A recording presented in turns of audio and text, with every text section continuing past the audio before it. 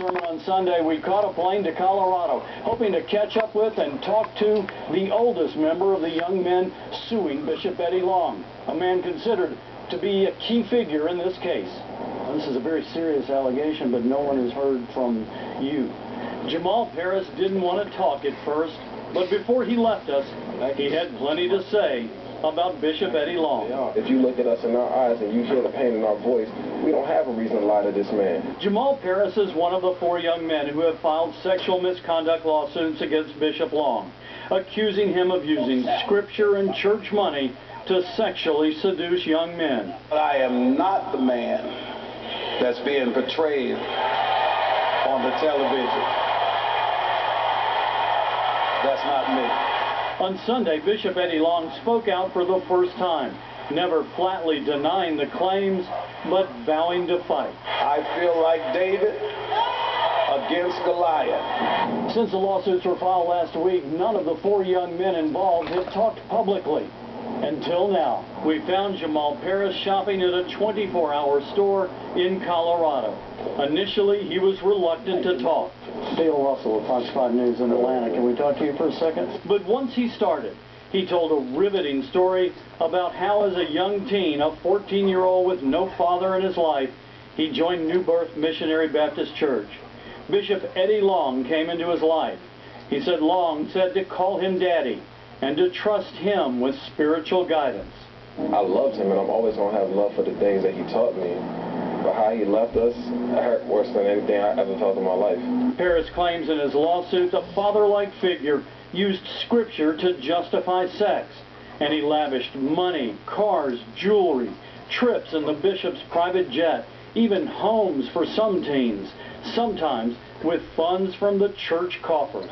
You finally have a father that you've always wanted for and always dreamed of will just walk away from you if you don't give him what you want. So you end up turning into something you never thought you'd be, which is now a slave to a man that you love. Jamal says the bishop began a slow sexual seduction, which became intimate and more intense after the young boys became of legal age.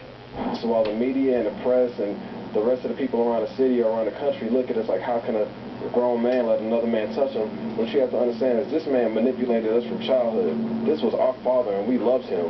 Through his attorney, Craig Gillen, Bishop Long has called the allegations in the lawsuits false. In the end, Parris says when the bishop loses interest in sex and sets his sights on other young men, the boys are left behind. This man turned his back on us when he had no more need for us. That's not a father. That's a predator. Parris says he attempted to resolve the matter privately with the bishop, but when that didn't work, lawsuits were filed publicly identifying the 4 young men accusing the bishop. We would have to be the craziest kids in the world to want to come out and admit to another man touching on us publicly. To really believe this is about money would be absolutely ludicrous. He says at one time he loved Bishop Eddie Long, but he can't escape the nightmare of what he says Long did to him as a young man. I cannot get the sound of his voice out of my head, and I cannot forget the smell of his cologne, and I cannot forget the way that he made me cry many nights when I drove in his cars on the way home, not able to take enough showers to wipe the smell of him off of my body. Jamal Parris, near the end of our interview, said he wanted to speak directly to Bishop Eddie Long, and he turned to our camera to do so. But that man cannot look me in my eye and tell me we did not live this pain. While you can sit in front of the church and tell them that you categorically deny it, you can't say that to our face. And you know this. You are not a man, you are a monster. And then Jamal Parris got into his car and drove off into the night.